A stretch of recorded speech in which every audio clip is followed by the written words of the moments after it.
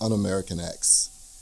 Un-American Acts focuses on identity and invisibility of African American and other underrepresented youth in the U.S. society and schooling. Presented are a series of chapters rooted in critical theory, aesthetics, and moral imagination that are intended to serve as prompts for crucial conversations and for engaging in critical reflective pedagogy in educational leadership and educational studies. Chapters center on events that have transpired in Ferguson, Staten Island, South Carolina, and elsewhere in the U.S., as well as on other relevant concerns that have had a profound impact on perceptions of race and identity in our nation's educational systems.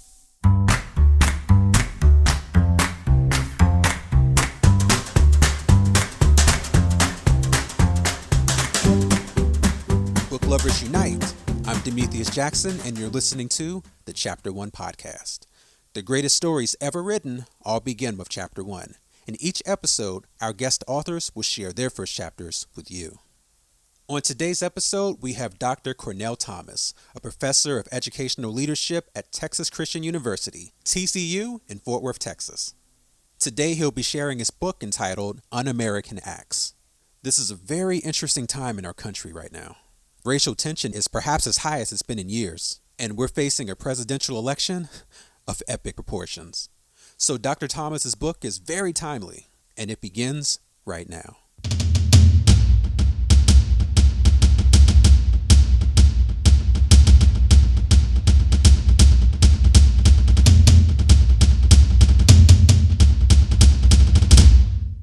In a seminal 1997 article, David Labrie argued that the educational enterprise in America is instructed by three primary goals. The first goal, democratic equality, reflects society's interest both in creating an informed and engaged citizenry and in promoting relative equality. A second goal, social efficacy, emphasizes the necessity in a market-based economy of having productive and innovative laborers. The third goal, social mobility, treats education as a commodity whose sole purpose is to advance individual standing in the hierarchy of social order.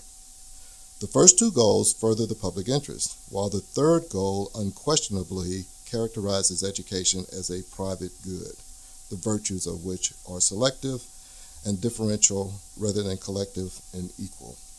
Star Trek fans are very familiar with the cloaking device.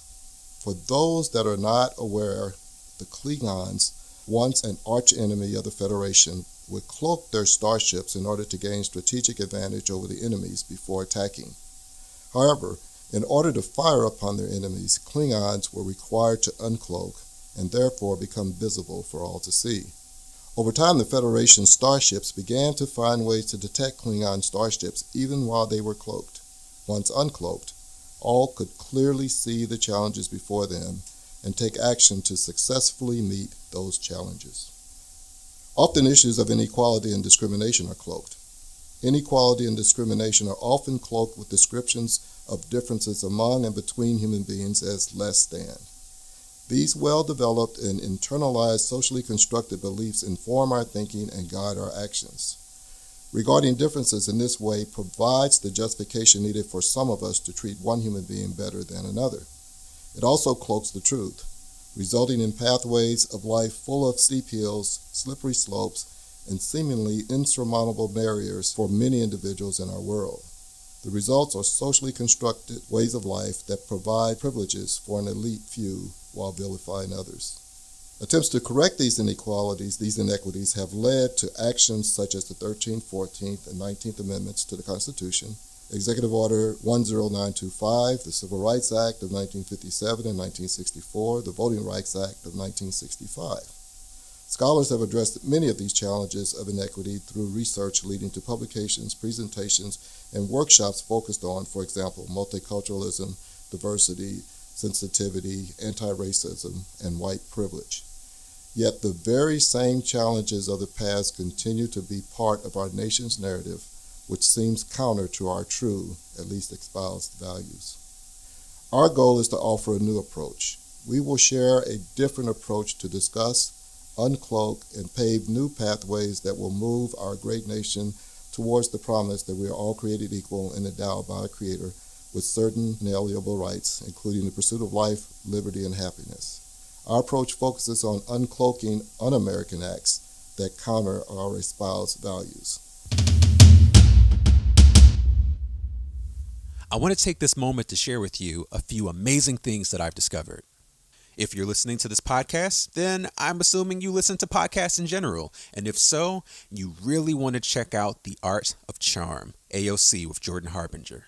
The Art of Charm brings together some of the best thought leaders, teachers, and exceptional individuals to teach you how to be a top performer in life, love, and at work. Imagine having a mix of experienced mentors teaching you their expertise, packing decades of research, testing, and tough lessons into a curriculum. That's what you get with AOC.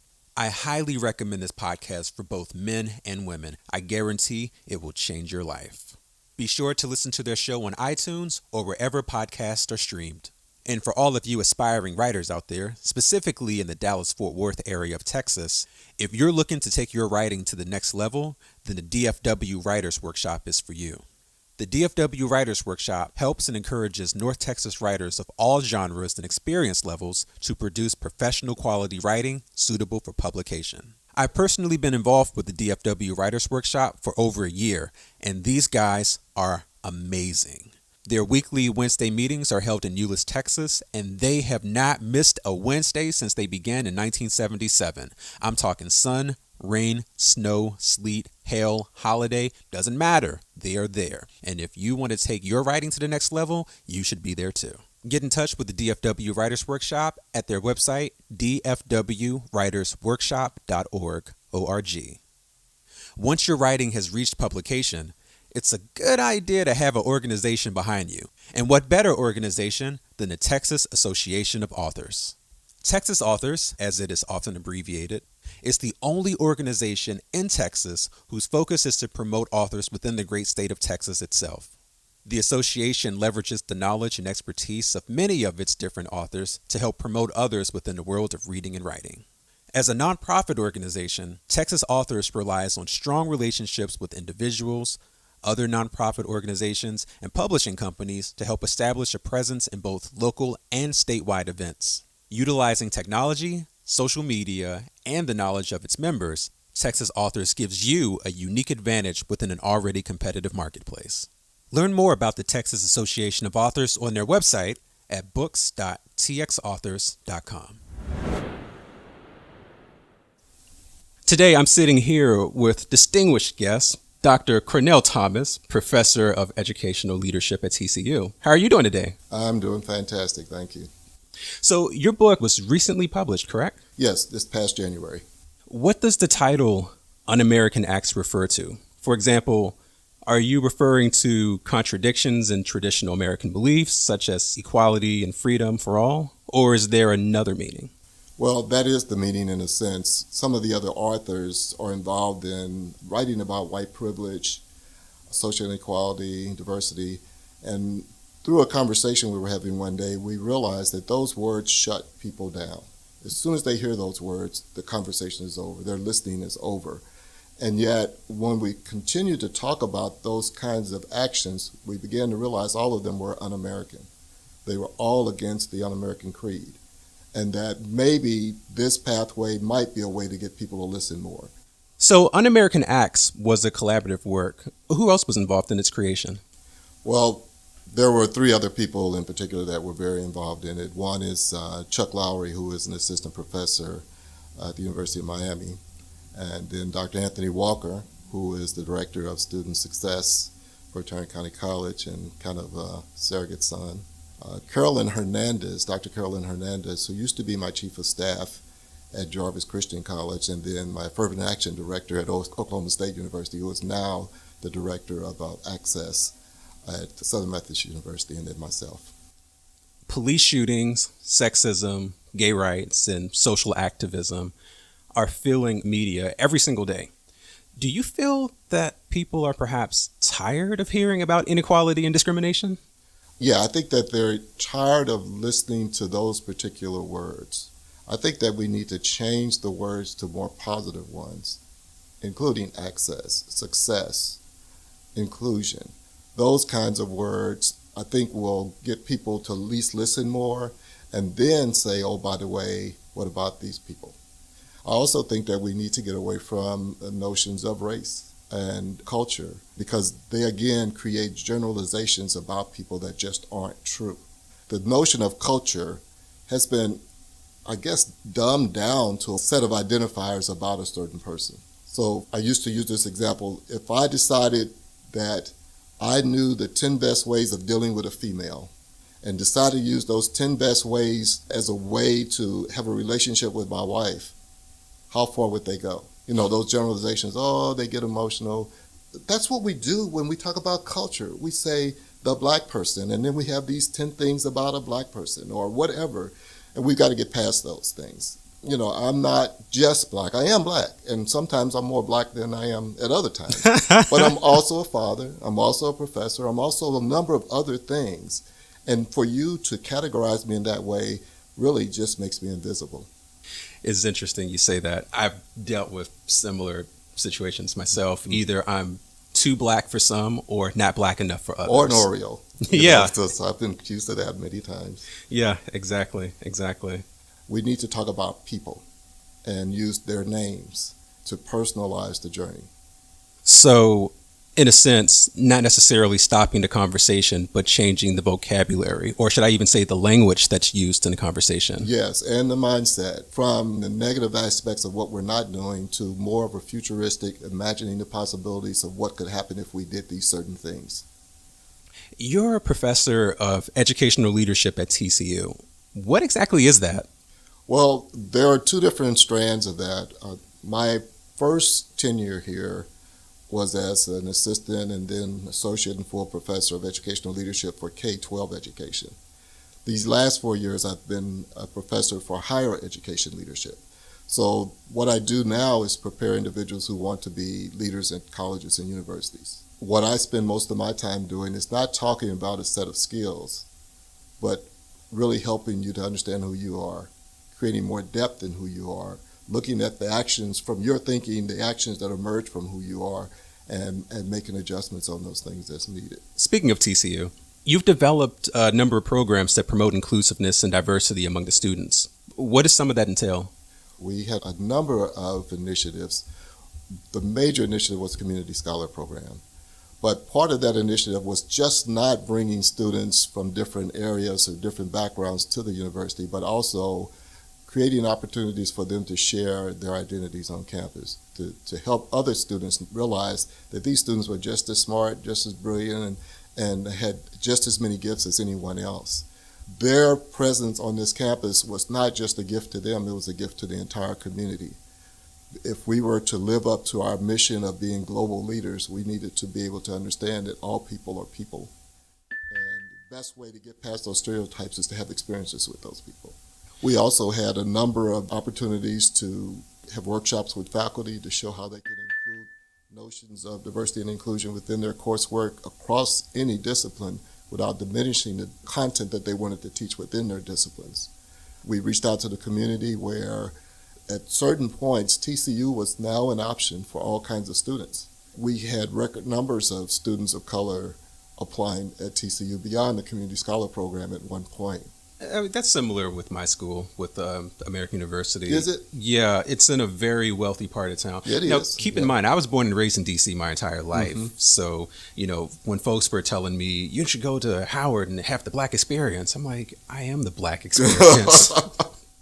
At least from my experience, being on AU campus, I had never encountered rich people like that in my life. Yeah. And just being a little black kid from D.C., right. I didn't even realize the campus was in D.C. I thought it was like a rich part of Maryland or something. Like, this is D.C. This is no D.C. that I know. Right. And it took a while for it to sink in. But, eventually around my senior year of college, it opened my eyes and made me realize the opportunity I had here, because where else would I have access to, these people and these thinking, thoughts in general? Right. A lot of our students enter campuses like TCU and their GPAs suffer the first year because they're trying to figure out what's going on. They're intimidated. They're scared.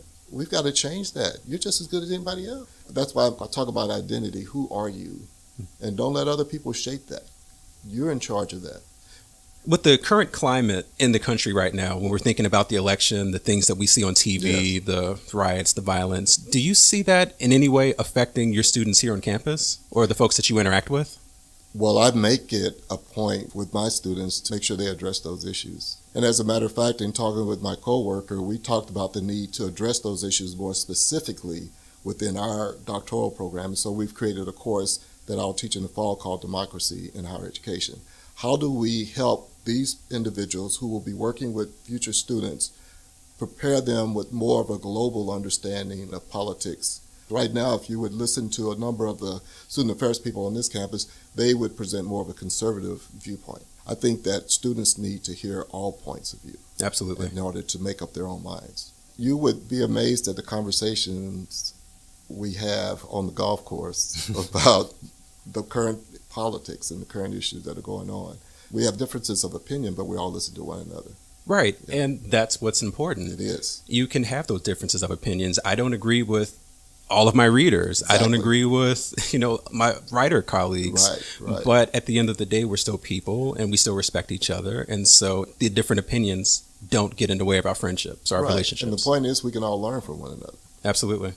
So it's a common belief that discrimination is a learned behavior. Do you believe that to be true?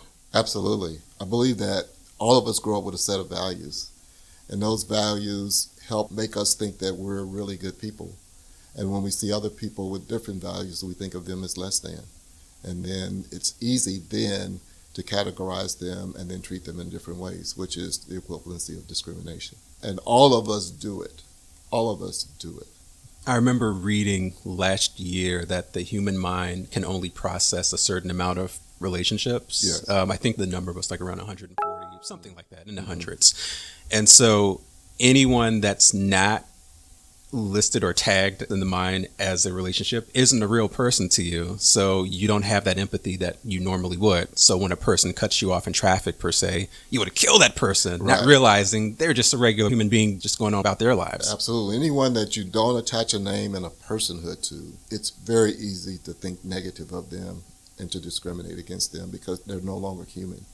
When you think of how people from African descent have been categorized in this nation since slavery, it's easy to see them as subhuman and very easy to say, well, they don't deserve certain things or they're not capable of addressing these things and then move on and feel good about yourself.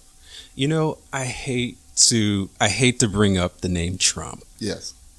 but just based off of what happened this past weekend with the violence that occurred at the rallies, I wonder if under different circumstances, if anything like that would have ever happened. Say, for example, the people who were fighting, had they met at a grocery store or at the gas station, would anything like that would have occurred? I think it occurs every day. I see it occurring all the time. I think that one of the things that we should do with a person like Donald Trump is ignore him. Then he wouldn't get as much press as he's been getting. Because if you really think about some of the comments that Donald Trump has made, it's very easy to refute them. And I think that our candidates on both sides, they have not done it. Doesn't bring ratings when you refute them. Right. We have a lot of people out there that really believe in what he's saying. Let me give you a quick example. But we're writing another book, and one of the chapters in the book is called The Flag. And I give a couple of examples of what recently occurred over in my neighborhood. Where I live, it's down a little old road, and on the right you turn into the community that I live in, but on the left there's this old house that sits over there by itself. In the past, the guy there flew the American flag. But after South Carolina, he added the Confederate flag. And then around November, he took the U.S. flag down. And what does that tell you?